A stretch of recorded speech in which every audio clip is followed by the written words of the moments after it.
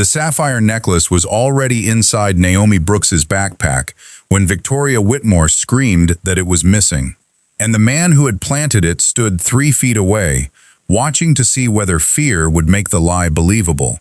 Naomi knew nothing about the necklace as she entered the second-floor family lounge carrying folded linens, because her attention remained fixed on the accounting examination waiting at home and the scholarship she could lose if her grades slipped again. Below them, nearly 100 guests filled the Whitmore estate with music, expensive perfume, and the comfortable laughter of people who had rarely needed to prove their innocence. Naomi's mother, Denise, had worked in that mansion for 18 years, earning trust through thousands of quiet decisions no guest would ever notice. Yet within the next 10 minutes, one missing heirloom would erase those years, expose a secret buried inside the Whitmore Foundation, and force Ethan Whitmore to choose between defending an innocent young woman or protecting the family name he had just inherited. He would choose incorrectly, and the cost of that silence would follow every person in the hallway long after the necklace returned. Naomi placed the linens beside an antique cabinet, then heard the service door behind the bookcase settle into its frame with a soft wooden click. She turned quickly and caught only the edge of a dark suit disappearing into the narrow corridor connecting the lounge to the family offices. Her canvas backpack remained on the chair where she had left it, although one zipper now rested halfway open, and a thin blue fiber clung to the worn fabric near the pocket. Before Naomi could examine it, Victoria rushed through the main doorway, pale beneath her evening makeup, demanding to know whether anyone had seen Eleanor Whitmore's sapphire necklace. Margaret Whitmore arrived seconds later, followed by Charles, Ethan, 2 security officers, and several relatives who attempted to disguise curiosity as concern. Victoria claimed she had left the necklace inside its velvet case while helping her grandmother prepare for the reception, and Margaret's eyes moved from the empty cabinet to Naomi, with the efficiency of someone solving a problem she had already simplified. "You were alone in this room," Margaret said, keeping her voice polite enough to make resistance seem unreasonable. "I brought the linens," Naomi answered. "That is all." Victoria looked at the backpack before looking at Naomi. Then opening it should not be a problem. The sentence sounded calm, but Naomi noticed something unsettling beneath it. Not accusation exactly, but expectation. Denise arrived as Naomi placed the bag on the table, and the instant she saw the circle of wealthy faces surrounding her daughter, 18 years of service, told her what no one had said aloud. Ethan asked security to search the room first. Yet Charles interrupted him, insisting the family needed an immediate answer before guests realized something was wrong. Naomi opened the large compartment and removed her textbooks, sweater, notebook, water bottle, and scholarship envelope, while every ordinary object appeared to disappoint the people waiting for guilt. When nothing emerged, she reached for the smallest exterior pocket, but Victoria stepped forward and caught her wrist. "I will do it," Victoria said. Naomi pulled her hand away. "It is my bag." For one brief second, neither woman moved, and Ethan saw panic flash across his sister's face before Victoria recovered. Naomi opened the pocket herself and found nothing except a loose strand of blue velvet twisted around the zipper teeth. The necklace was gone, yet relief did not enter Victoria's expression. Instead, genuine confusion widened her eyes before she concealed it beneath anger. Ethan noticed the reaction and asked whether Victoria had touched Naomi's bag earlier, but Charles answered for her, warning that the family would not humiliate itself by interrogating one another while a valuable heirloom remained missing. Margaret instructed Naomi and Denise to leave until the situation was resolved, speaking as though dismissal protected them rather than condemned them. Denise removed her apron without protest, folded it carefully, and placed it on the table because dignity, unlike employment, still belonged to her. As they crossed the service hallway, Harold Gaines, the estate manager, stopped them near the rear entrance and asked Naomi whether anyone had approached her bag. She described the closing service door and showed him the velvet fiber, which Harold wrapped inside a clean handkerchief before asking her to preserve anything else she noticed. Denise studied him with quiet suspicion. "You believe her, but you are still letting us walk out." Harold's face tightened. "Belief is not enough tonight. It was enough for them. Denise replied. Outside, snow gathered across the driveway, while guests continued arriving beneath umbrellas held by attendants. Naomi looked back through the illuminated windows and saw Ethan standing in the upstairs hall, motionless beneath the chandelier, still uncertain whether courage required proof. She waited several seconds, offering him a final chance to follow them, but he remained inside. Denise opened the car door and told her daughter that people often revealed their character when telling the truth became inconvenient. Naomi entered the car without crying, although something inside her changed with the deliberate silence of a lock turning. Back upstairs, Victoria searched the lounge alone, checking beneath cushions and inside drawers with trembling hands. A figure emerged from the service door, and Martin Hale, the foundation's chief financial officer, placed the missing necklace inside its blue velvet case as calmly as though returning borrowed property. Victoria stared at him, unable to speak. "You said it would stay in her bag," she whispered. Martin closed the case. "Plans change when someone starts thinking. What did you do?" "I prevented your grandmother from discovering a mistake that would destroy this family, your brother's company, and every scholarship carrying the Whitmore name." Victoria stepped backward. "You used that girl." Martin's expression hardened without becoming cruel. "I used the assumption everyone had already made. There is a difference, and someday you may understand why institutions survive, only because someone is willing to make decisions decent people prefer not to see." Before Victoria could answer, Eleanor Whitmore appeared in the doorway, her gaze moving from Martin's hand to her granddaughter's frightened face. Martin slipped the case into his coat, but Eleanor had already understood enough. She told Victoria to leave, then faced Martin with a stillness more threatening than anger. Martin insisted he had protected the foundation from an audit that would freeze its charitable programs and injure thousands of families.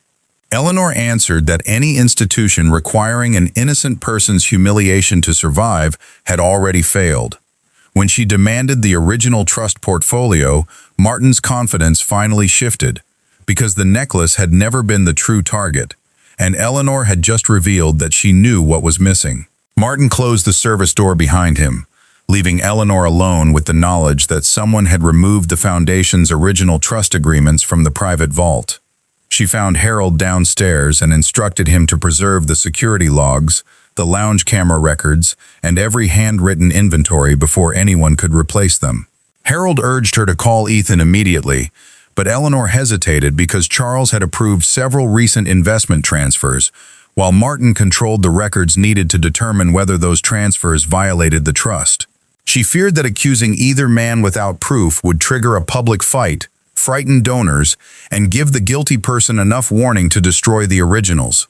It was the first compromise in a chain of compromises that would later shame her, because caution felt responsible, while Naomi and Denise carried the immediate cost.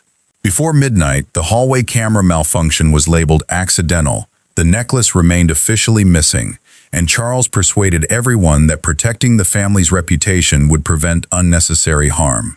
Denise resigned before sunrise, refusing severance and declining Margaret's carefully worded suggestion that the matter might be forgotten if everyone behaved discreetly. At their kitchen table outside Hartford, Naomi placed the velvet fiber inside a dated envelope and wrote down every detail she remembered, including Victoria's reaction, the service door, and Ethan's silence. Denise watched her daughter create a record no authority had requested, then asked why she was doing it. "Because someday somebody may decide I remembered it wrong," Naomi said. Denise nodded slowly. "Then make certain you never do." The lesson became more than advice, because the accusation had shown Naomi how easily powerful people turned uncertainty into permission. She returned to college, kept her scholarship, and began studying forensic accounting, not from a desire for revenge, but from a need to understand how facts disappeared inside systems built by respectable people. Denise never spoke bitterly about the Whitmores, although she stopped trusting apologies that arrived without consequences. Inside the estate, Victoria confronted Martin and demanded that he return the necklace publicly, but he warned that doing so would expose her role in placing it inside Naomi's bag. Victoria insisted she had only intended to delay Eleanor's confrontation with Charles, believing the jewelry would remain hidden for several minutes before she quietly recovered it. Martin reminded her that she had acted because she feared her father's involvement in the foundation's investments, not because anyone forced her hand. His argument was designed carefully, assigning her enough responsibility to keep her silent while convincing her that confession would injure everyone except Naomi, whose reputation had already been damaged. Victoria hated him for the manipulation, yet she hated herself more because part of his reasoning felt true. She began avoiding the estate staff and stopped attending foundation events, but absence became another form of cowardice rather than repentance. Ethan investigated privately for several weeks, questioning the camera failure and asking Arthur Bennett, the family attorney, whether any legal records had gone missing. Arthur denied knowing anything, although Ethan recognized fear beneath the answer and pressed until Arthur admitted Eleanor had requested the original trust portfolio before the reception. When Ethan asked why the documents mattered, Arthur explained that the foundation's earliest agreements prohibited family members from earning private fees through charitable investments. Ethan immediately understood that the recent transfers approved by Charles and managed by Martin might violate those restrictions, yet Arthur insisted certified amendments had replaced the original terms years earlier. Ethan accepted the explanation because believing otherwise meant confronting his father, challenging his chief financial officer, and admitting Naomi had been used to conceal financial misconduct. His failure was not ignorance but hesitation, because every uncomfortable fact pointed toward a truth he lacked the courage to name. Eleanor continued gathering evidence, until a stroke left her unable to speak clearly 3 weeks later.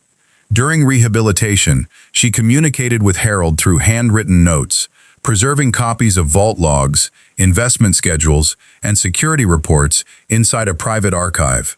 One note stated that Victoria had placed the necklace inside Naomi's backpack, while another warned that Martin had removed it before the search and hidden it with the missing trust documents. Eleanor had seen enough to understand the first betrayal, but she lacked proof of the second, and she refused to let suspicion become another substitute for evidence. She asked Harold to preserve a sealed letter and open it only when the foundation's records stopped agreeing with one another. Harold accepted the responsibility, although each year of silence made the promise feel less like loyalty and more like complicity. 8 years passed, and Naomi built Brooks Financial Integrity Consulting into a firm respected for exposing fraud without destroying innocent employees. Denise died 2 years after Naomi earned her professional license, leaving behind a small apartment, several handwritten recipes, and the conviction that character mattered most when no one rewarded it. Ethan became chief executive officer of Whitmore Capital and introduced transparency policies praised throughout the industry. Yet he never reopened the accusation that had shaped those policies. Every December, he remembered Naomi's empty backpack and recognized that his public principles had grown from a private failure he still had not corrected. Victoria moved to California and devoted herself to charitable work far from the Whitmore name, while Martin remained beside Charles, trusted precisely because he understood which truths the family preferred to survive. The past returned when federal reviewers discovered unexplained management fees moving through the Whitmore Foundation's charitable accounts. The independent board selected Naomi's firm without informing Ethan until the contract had been signed.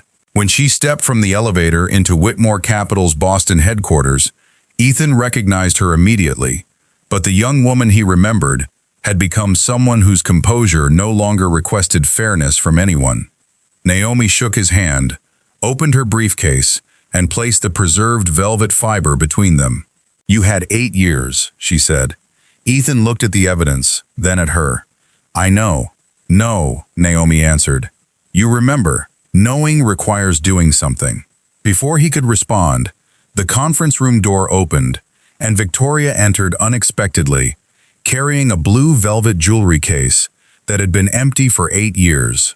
Victoria placed the empty case on the table and asked Ethan to leave, but Naomi refused to begin an interview by removing the person most affected by its outcome. Victoria looked exhausted rather than defensive, as though confession had become a weight she could no longer carry without breaking something permanent. She admitted placing the sapphire necklace inside Naomi's backpack after overhearing Martin and Charles arguing about missing trust documents behind the lounge's service door. Martin had warned that Eleanor intended to expose financial transfers that could freeze the foundation's accounts, close scholarship programs, and ruin Ethan before his leadership had properly begun. Victoria believed a temporary distraction would delay the confrontation, giving the men time to return the documents and correct whatever mistake had occurred. She expected to remove the necklace minutes later, but when she returned to Naomi's backpack, the pocket was empty, and Martin stood beside it, holding the blue velvet case. "Why did you stay silent?" Ethan asked. Victoria's eyes remained on Naomi. "Because Martin said Denise would be charged if I spoke, and because part of me wanted him to be right." "Right about what?" Naomi asked. "That one lie could protect more people than it hurt." Naomi absorbed the answer without offering forgiveness, then asked why Victoria had returned now. Victoria explained that Martin recently contacted her, warning that the federal audit might uncover the old trust restrictions and asking whether Eleanor had left any private records. The call proved he remained afraid of evidence from the reception, and Victoria realized silence was no longer protecting the foundation but preserving the men who had used it. She offered a sworn statement, yet Naomi warned that confession without corroboration would allow Martin to portray her as an unstable heiress seeking absolution. Victoria accepted the challenge and described a distinctive gold cufflink she saw beside Naomi's backpack, engraved with the initials MH. Ethan remembered Martin losing one during the reception, although Martin had claimed it disappeared in the ballroom. Naomi shifted the investigation away from financial records and toward people, beginning with Arthur Bennett, whose fear 8 years earlier had helped sustain the lie. Arthur met them at his law office and denied participating in fraud, but Naomi placed Victoria's statement beside Eleanor's surviving correspondence and asked why he had concealed the missing portfolio. Arthur admitted retrieving the original trust agreements on Eleanor's instructions, then returning them to the vault hours before the reception. When he discovered them missing the following day, Charles ordered him to remain silent until the family resolved the matter internally. Arthur complied because he believed public exposure would freeze foundation operations and end programs serving thousands of low-income families. His justification resembled Martin's closely enough to disturb Ethan. "You all keep mentioning the people the foundation helped," Naomi said. "Did any of you ever learn the name of the person you chose to sacrifice?" Arthur lowered his eyes. "Yes." "When?" "The morning after Denise resigned." The answer wounded Naomi more than ignorance would have, because it meant Arthur had known exactly who carried the cost. He confessed that Eleanor prepared a handwritten memorandum naming Martin as the person most likely to have removed the portfolio, but Arthur destroyed his copy after Charles threatened to report professional misconduct connected to the vault access. He had preserved one voicemail from Eleanor, however, because her words frightened him enough to resist complete obedience. On the recording, Eleanor stated that Victoria had made a terrible mistake, but Martin had transformed that mistake into a weapon, and Charles had chosen institutional survival over justice. She also warned that the necklace and the portfolio might no longer be hidden together, because Martin trusted leverage more than loyalty. Before Naomi could secure the recording, Arthur received a call informing him that his archive storage unit had caught fire. The blaze destroyed several boxes connected to the foundation, while the remaining records suffered water damage. Ethan accused Martin immediately, but Naomi stopped him, because anger without proof would only warn their opponent. She ordered digital preservation of Arthur's voicemail, arranged independent custody for Eleanor's documents, and told Victoria to return to California under the appearance that her confession had changed nothing. The plan required Victoria to speak with Martin again and convince him that Naomi lacked evidence tying him to the necklace. Victoria agreed, although Ethan objected to using his sister as bait. "She is not bait," Naomi said. "She is making a choice with full knowledge of the risk, which is more than any of you gave me." Victoria called Martin while investigators monitored only the location data permitted under legal authorization. She told him Naomi had focused on Charles and that Arthur's archive fire probably destroyed Eleanor's remaining records. Martin sounded relieved, then advised Victoria to maintain distance and let the audit conclude. When she asked where he had placed the necklace, silence stretched across the line, before he answered that some objects survived because they remained useful. Victoria pressed carefully, accusing him of keeping it as protection against Charles. Martin laughed softly and said Charles had always misunderstood the difference between guilt and leverage, because guilt belonged to the past while leverage controlled the future. The call led Naomi to Martin's private storage company, but the warrant search produced no necklace, no portfolio, and no financial records. Instead, investigators found photographs of the Whitmore estate's service corridors and a recent floor plan marking a sealed passage beneath the West Conservatory. The discovery appeared promising until Ethan received a message from the foundation board announcing that Martin had voluntarily reported Charles for historical financial misconduct and surrendered documents proving the private fee arrangement. Martin had moved first, transforming himself from suspect into whistleblower. His evidence implicated Charles completely, while portraying himself as a subordinate who had obeyed orders under pressure. By morning, Charles had been suspended, Martin had gained federal protection, and Naomi's investigation appeared to have confirmed the story he wanted everyone to believe. Charles refused to cooperate after his suspension, insisting Martin had designed the entire investment structure and manipulated him through selective legal advice. Ethan confronted his father at the estate, demanding to know why he had allowed Naomi and Denise to leave under suspicion when he knew the trust portfolio was missing. Charles did not deny the failure, but argued that the foundation supported housing, scholarships, and medical programs whose funding would have collapsed under an immediate scandal. He believed the documents would be recovered, the improper fees reversed, and Naomi's reputation restored quietly before lasting damage occurred. Ethan asked whether Charles ever contacted her, apologized, or corrected the household record, and Charles answered that reopening the incident after Eleanor's stroke would have destroyed Victoria. The admission exposed the truth beneath his noble reasoning, because he had protected his daughter and institution while allowing someone else's daughter to absorb the consequences. Naomi entered the room after hearing enough to understand Charles's moral architecture. He was not a man who believed himself cruel. He believed harm became acceptable when distributed toward the person with the least power to resist it. She asked whether he ordered Martin to remove the necklace from Naomi's bag. Charles denied it and claimed he had not known Victoria planted the jewelry until months later, when Martin used the information to secure greater authority over foundation investments. Martin had blackmailed him by threatening to expose Victoria, Arthur, and the missing portfolio together, creating a scandal broad enough to destroy the family and freeze every charitable account. Charles admitted approving payments to Martin's advisory company, but insisted the arrangement began as a temporary strategy to improve returns before expanding into personal enrichment. His weakness had been vanity rather than poverty, because he wanted the foundation to succeed under his leadership badly enough to accept shortcuts that gradually became crimes. Naomi asked Charles where Martin might hide evidence intended as leverage. Charles described an abandoned hunting lodge owned through a foundation subsidiary, but a search revealed only copied documents supporting Martin's whistleblower narrative.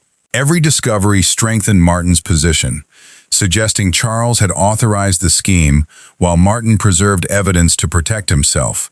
Ethan began doubting whether Martin had truly stolen the necklace, because the financial records portrayed him as cautious rather than reckless. Naomi recognized the danger, not merely that Ethan might be wrong, but that Martin understood how reasonable people revise their beliefs when presented with organized proof. A sophisticated villain did not erase evidence. He arranged it so investigators discovered the conclusion he preferred. The first break came from Harold, who remembered Eleanor ordering renovation of the West Conservatory shortly before her stroke. The contractor responsible had died years earlier, but his daughter preserved notebooks documenting unusual requests from the estate. One entry described a sealed cavity beneath the conservatory floor, opened at Martin's instruction and closed again 3 months after the reception. The notebook included a sketch showing 2 separate compartments, one beneath the service tunnel and another behind a drainage wall accessible only from outside. Naomi realized Martin's storage photographs had deliberately highlighted the easier compartment, leading investigators toward evidence he expected them to find. She requested a second search focusing on the drainage wall, while Ethan confronted the possibility that Martin had manipulated both the original crime and the current investigation with equal precision. Inside the hidden compartment, investigators discovered the missing sapphire necklace wrapped in blue velvet, along with Eleanor's original trust portfolio and Martin's engraved cufflink. The evidence appeared decisive until Naomi noticed that the portfolio's binding adhesive had not existed 8 years earlier, while the cufflink bore no corrosion despite years inside a damp wall. Martin had planted the objects recently, expecting investigators to find them after Charles became the primary suspect. The necklace was genuine, but everything surrounding it had been staged to suggest Martin's guilt, so obvious that a competent investigator would question it, then move back toward Charles. He had created evidence designed to discredit itself, an elegant trap built for someone exactly like Naomi. Martin entered the conservatory while investigators examined the compartment, accompanied by federal counsel and wearing the calm expression of a protected witness.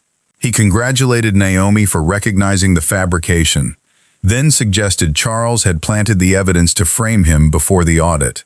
Naomi asked why Martin had marked the tunnel on documents found inside his own storage unit. Martin answered that Charles knew about the unit and could easily have placed the photographs there. Every explanation remained possible, which was precisely why he had survived so long. He did not depend upon innocence. He depended upon uncertainty. Truth is rarely clean, Martin told Naomi. Institutions cannot wait for moral perfection before making decisions. You did not make decisions, she answered. You selected victims. I selected outcomes. The foundation remained open. Thousands kept their homes, attended college, and received medical care. And my mother lost 18 years of trust overnight.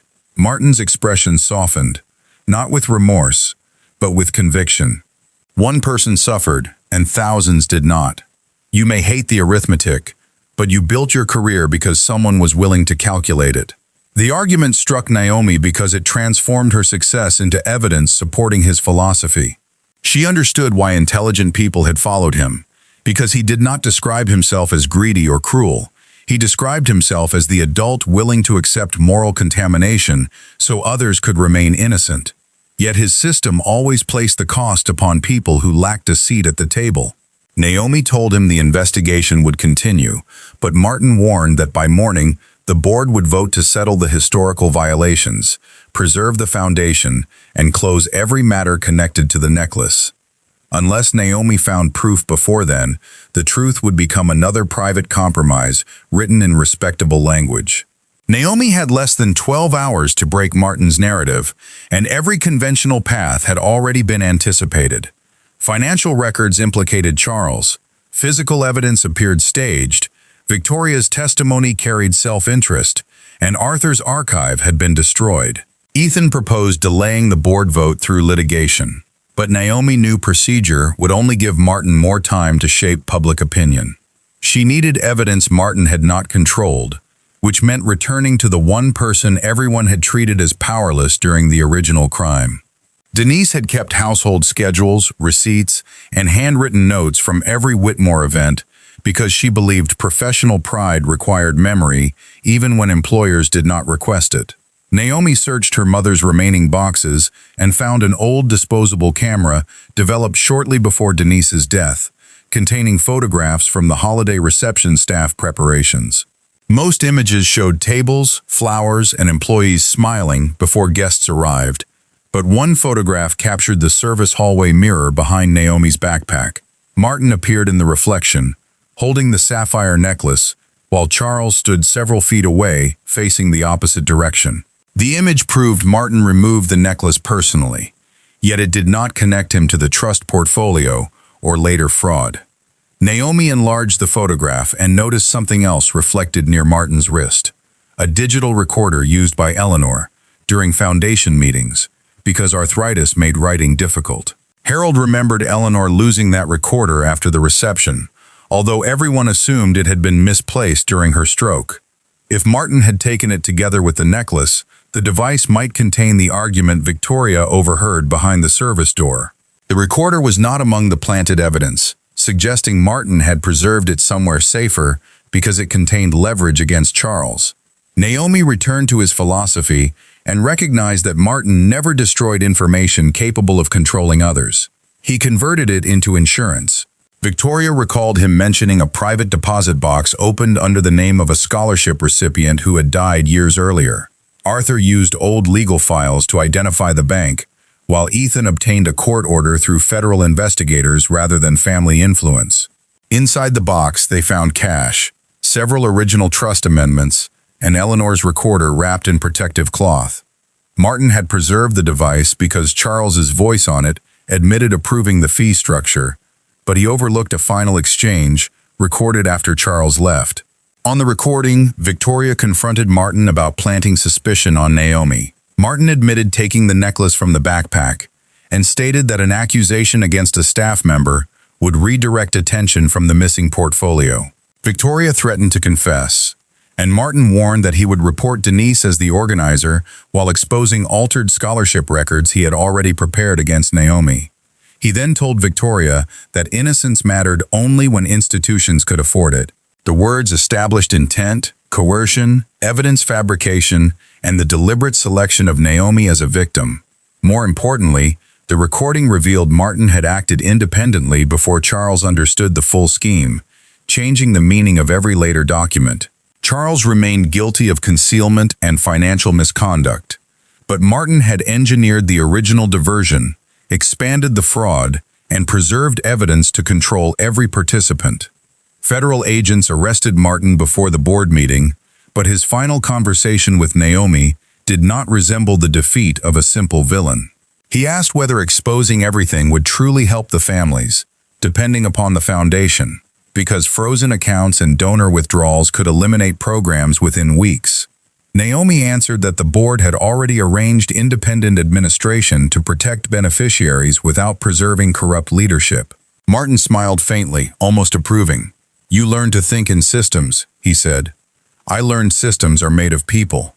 And when saving all of them becomes impossible, then the people making the decision carry the cost themselves." Martin studied her for several seconds before admitting that no one had ever answered him that way. His philosophy had always assumed sacrifice was unavoidable, but he had never considered that power created a duty to absorb consequences rather than assign them downward. He did not apologize because remorse arrived too late to become honest, yet his certainty weakened for the first time. Charles pleaded guilty to financial misconduct and obstruction, surrendered his foundation positions, and agreed to repay every improper fee with substantial penalties. Arthur relinquished his law license after admitting he destroyed evidence and protected the family instead of the truth. Victoria accepted criminal responsibility for placing the necklace inside Naomi's backpack, although prosecutors considered her coercion and cooperation when determining the outcome. Ethan submitted his resignation despite the board finding no evidence he participated in the fraud, explaining that his silence had enabled the family culture Martin exploited. Naomi refused to defend him publicly, but she recognized that resignation represented the first consequence he had chosen before anyone forced it upon him. The foundation's accounts remained open under independent control, proving Martin's central argument had always contained a false choice. The institution did not need to choose between truth and survival. Powerful people had merely preferred that choice because accountability threatened them more than collapse threatened the beneficiaries. Naomi completed her report, documenting not only crimes, but the smaller acts of hesitation that allowed those crimes to mature. When the board asked how it could repair the harm done to her family, she requested no personal settlement.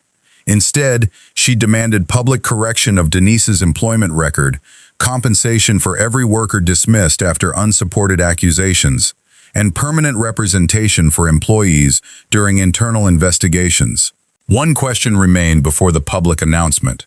The sapphire necklace legally belonged to the Whitmore family, yet Eleanor's will contained an overlooked provision stating that any heirloom used to conceal misconduct should be sold for charitable restitution.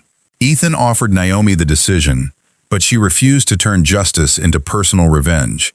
She asked that the necklace fund scholarships for children of domestic workers, provided every recipient learned the name of the woman whose dignity had been treated as expendable. The board agreed, and the first scholarship would bear Denise Brooks's name. The public meeting began without music, celebratory videos, or carefully prepared claims about the foundation's legacy. On stage rested three objects beneath soft light: Eleanor's recovered recorder, Naomi's worn canvas backpack, and the sapphire necklace that had once seemed more valuable than the young woman accused of taking it. Ethan addressed the audience first, admitting that his family had not simply failed to discover the truth. They had repeatedly avoided it because each unanswered question threatened someone powerful. He described his own silence without calling it confusion, youth, or loyalty, because every softer word would reduce the decision he had made. When he finished, he stepped away from the microphone and left the stage, refusing to stand beside Naomi, as though participation in the apology granted him equal ownership of her vindication. Naomi approached the audience carrying Denise's folded apron, which Harold had preserved after the reception. She explained that her mother had completed every task that night before leaving, even after 18 years of trust disappeared beneath one accusation. Denise had taught her that integrity did not guarantee protection, but it prevented injustice from deciding who she became. Naomi acknowledged that the experience shaped her career, yet she rejected the comforting idea that suffering deserved gratitude because it produced strength. Her success belonged to her mother's love, her own discipline, and the people who later treated evidence as a responsibility rather than a weapon. The accusation deserved no credit. Victoria spoke next, admitting that fear had made her dangerous before it made her silent. She had believed the necklace could remain hidden for several minutes without hurting anyone, because privilege had taught her consequences could be reversed when wealthy people changed their minds. When Martin removed the jewelry and threatened Denise, Victoria accepted silence because confession would cost her family, while Naomi's suffering occurred somewhere she did not need to witness. She looked directly at Naomi and said she expected no forgiveness, only the right to state publicly that Naomi had been innocent before any evidence proved it. The distinction mattered because innocence should never depend upon whether powerful people eventually recover their courage. The foundation announced the sale of the necklace and creation of the Denise Brooks Scholarship for students whose parents performed undervalued service work.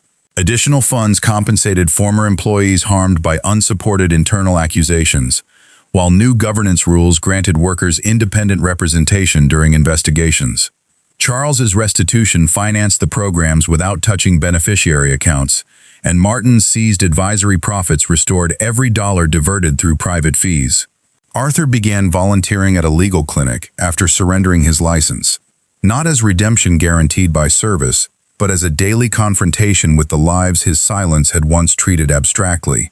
Victoria left the Whitmore estate permanently and used part of her inheritance to support workplace justice organizations, accepting that moral repair required more than public shame. Ethan spent the following year outside executive leadership, working under an independent board and attending employee hearings without authority to control their outcomes. He wrote Naomi several letters but sent none, understanding that apology could become another demand when offered repeatedly to someone who had already heard it. Naomi accepted a limited role as external ethics advisor only after securing complete publication rights for dissenting findings. Their conversations remained professional, occasionally warm, and never simple. She did not punish him through distance, but neither did she reward remorse before trust had time to observe whether it could survive inconvenience. On the first anniversary of the investigation, Harold invited Naomi to the restored estate archive, where Eleanor's private records had become part of a public collection on ethical philanthropy. He gave her a sealed envelope written shortly before Eleanor's death, explaining that she had asked him to deliver it only after Naomi's name was publicly cleared. Inside, Eleanor admitted she had delayed speaking because she feared destroying the foundation before understanding the full truth. She wrote that caution had felt wise while another family paid for it, and she asked Naomi never to confuse an older woman's regret with a request for absolution. Beneath the letter lay Denise's final employment evaluation, praising 18 years of honesty, judgment, and quiet leadership. Naomi read the evaluation twice before pressing the paper against her chest. She had imagined vindication as anger released, but grief arrived instead, because her mother had died knowing the Whitmores never corrected the accusation. Harold apologized for preserving evidence while failing to defend her publicly, and Naomi told him she understood the fear without excusing the choice. That answer broke something open in both of them, allowing responsibility and compassion to occupy the same room without canceling one another. Naomi cried beside the antique table where her backpack had once been emptied, not because the truth had finally won, but because truth had arrived too late for the person she most wanted to hear it. Months later, the first Denise Brooks scholarship went to a young accounting student whose mother cleaned hospital offices through the night. During the ceremony, the student thanked her mother for teaching her that honest work was never small, simply because powerful people failed to notice it. Naomi sat in the front row holding Denise's evaluation, while Ethan remained several seats behind her, respecting the distance he had earned. When the audience rose, Naomi turned and waited near the aisle. Ethan approached carefully. "I do not know what happens now." "Neither do I," Naomi answered. "I can live with that. You will have to." He smiled without relief, because uncertainty no longer frightened him enough to choose silence. They walked outside beneath December snow, speaking not about forgiveness, but about the scholarship, the foundation, and the work still unfinished. Nothing between them erased the past, yet something honest became possible because neither person demanded that healing pretend harm had been harmless. Inside the auditorium, the empty backpack remained beside Eleanor's recorder, while the necklaces placed beneath the glass stood vacant after its sale. The plaque below carried no family crest and no donor's name. It contained only one sentence, chosen by Naomi, simple enough for every visitor to understand, and difficult enough for every institution to remember. When protecting the truth becomes expensive, the people with the most power must pay first.